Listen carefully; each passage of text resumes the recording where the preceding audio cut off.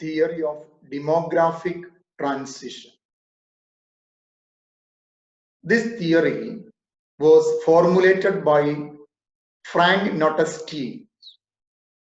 This theory explains the growth of population through three different stages of economic development. ഈ ഒരു തിയറിയിലൂടെ Frank നോട്ടൻസ്റ്റീൻ ഉദ്ദേശിക്കുന്നത് ജനസംഖ്യ വളർച്ചയും ഇക്കണോമിക് ഡെവലപ്മെന്റും തമ്മിലുള്ള ബന്ധത്തെയാണ് അദ്ദേഹം പ്രതിപാദിക്കുന്നത്. അതായത് സാമ്പത്തിക വളർച്ചയുടെ വിവിധ ഘട്ടങ്ങളിൽ ജനസംഖ്യ എങ്ങനെയായിരിക്കും എന്നാണ് ഈ തിയറിയിൽ അദ്ദേഹം പറയാൻ ശ്രമിക്കുന്നത്. The first stage is the one before economic development. ഒന്നാമത്തെ സ്റ്റേജ് എന്ന് പറയുന്നത് സാമ്പത്തിക വളർച്ചയ്ക്ക് മുമ്പുള്ള ഒരു സ്റ്റേജ് ആണ്. The economy at this stage is agrarian in character with low income levels. ഈ ഒരു കാലഘട്ടത്തിൽ സമ്പദ് വ്യവസ്ഥ കാർഷിക വൃത്തിയിലൂന്നിയ സമ്പദ് വ്യവസ്ഥയാണ്. കാർഷിക സമ്പദ് വ്യവസ്ഥയാണ്. എന്താ പ്രത്യേകത? അവിടെ വരുമാനം വളരെ കുറവായിരിക്കും. Both birth and death rates are very high during this stage. ഈ സ്റ്റേജ് പ്രത്യേകത എന്താണ്? ഇവിടെ ജനന നിരക്കും മരണനിരക്കും വളരെ അധികമായിരിക്കും. Hence growth of population is very low. അതുകൊണ്ട് തന്നെ ജനസംഖ്യ വളർച്ച വളരെ കുറവായിരിക്കും. So in this stage the birth rate and death rates are very high, therefore the population is very low. Okay, and second stage എന്താണ് നോക്കാം. In the second stage the economy enters the phase of economic growth. ഇത് സാമ്പത്തിക വളർച്ചയുടെ ഒരു ഘട്ടത്തിലേക്ക് പ്രവേശിച്ച ഒരു stage ആണ്. All round improvements occur in the economy in this stage in various fields like education, health, food, transport and communication, agriculture and industry.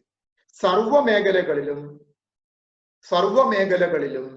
പുരോഗതി ഉണ്ടാകുന്ന ഒരു കാലഘട്ടമാണിത്. എല്ലാ മേഖലയിലും ഇംപ്രൂവ്മെന്റ് ഉണ്ടാകും.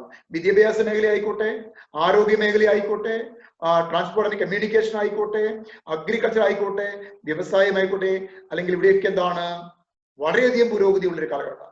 But birth rate and remains more or less stable. പ്രത്യേകം ശ്രദ്ധിക്കേണ്ടത് birth rate കാര്യമായ മാറ്റമില്ല. കഴിഞ്ഞതുപോലെ തന്നെ ഏകദേശമൊക്കെ സ്റ്റേബിൾ ആയി നിൽക്കുകയാണ്. At the same time death rate declines. അതേസമയം ഈ സ്റ്റേജിൽ എന്ത് ചെയ്യുന്നുണ്ട്? ഡെത്ത് റേറ്റ് കുറയുന്നുണ്ട്. With improvement in the standard of living. അവിടെ ജീവിത നിലവാരത്തിൽ ഉണ്ടായ ഉയർച്ച ഉണ്ടായിട്ടുണ്ട്. അതുകൊണ്ട് ഡെത്ത് റേറ്റ് കുറഞ്ഞു, ബർത്ത് റേറ്റ് പഴയതുപോലെ നിൽക്കുകയാണ്. High birth rate and declining death rate results in a rapid increase in population. ജനനിരക്ക് പഴയതുപോലെ കൂടി നിൽക്കുന്നു, മരണനിരക്ക് കുറഞ്ഞു നിൽക്കുന്നു. അപ്പൊ എന്തുണ്ടാവുക? ജനസംഖ്യ വിസ്ഫോടനം ഉണ്ടാകുന്ന ഒരു കാലഘട്ടമാണ്, ഒരു സ്റ്റേജ് ആണ് ഈ സെക്കൻഡ് സ്റ്റേജ് എന്ന് പറയുന്നത്. ഓക്കെ, ഇനി തേർഡ് സ്റ്റേജ് നോക്കാം. The third stage is a stage of high economic development. വളരെ ഉയർന്ന സാമ്പത്തിക വളർച്ചയുള്ള ഒരു സ്റ്റേജ് ആണ് മൂന്നാമത്തെ സ്റ്റേജ് എന്ന് പറയുന്നത്. The economy becomes highly industrialized and urbanized. നമ്മുടെ ഇക്കോണമി എന്താണ്? വ്യവസായവൽക്കരിക്കപ്പെട്ട, നഗരവൽക്കരിക്കപ്പെട്ട ഒരു ഇക്കോണമിയാണ്. In this stage the birth rate declines and tends to equal the death rate. ഈ സ്റ്റേജിൽ ബർത്ത് റേറ്റ് കുറയുന്നു, ഡെത്ത് റേറ്റിനോടൊപ്പമാകുന്നു. ബർത്ത് റേറ്റും ഡെത്ത് റേറ്റും കുറഞ്ഞ അളവിലാകുന്നു. Consequently the rate of growth of population is low and the standard of living of people increases. അതുകൊണ്ട് ജനസംഖ്യ വളർച്ച നിരക്ക് കുറവാണ്, ആളുകളുടെ ജീവിത നിലവാരം ഉയരുന്നു. They are able to enjoy all the fruits of economic development.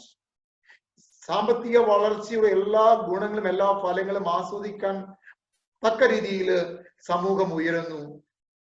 ഇതാണ് മൂന്ന് സ്റ്റേജുകൾ എന്ന് പറയുന്നത്. ഇപ്പൊ ഒന്നാമത്തെ സ്റ്റേജിൽ അഗ്രേറിയൻ ഇക്കോണമിയാണ്, രണ്ടാമത്തെ സ്റ്റേജിൽ ഇൻഡസ്ട്രിയലൈസ് ഇക്കോണമിയാണ്, മൂന്നാമത്തെ സ്റ്റേജ് നമുക്ക് പറയാൻ കഴിയും ഒരു സർവീസ് ബേസ്ഡ് ഇക്കോണമിയാണ്. അവിടെ സ്റ്റാൻഡേർഡ് ലിവിംഗ് വളരെ ഉയർന്നു നിൽക്കുന്നു. ബർത്ത് റേറ്റ് കുറഞ്ഞു, ഡെത്ത് റേറ്റ് ഓൾറെഡി കുറഞ്ഞിരുന്നു.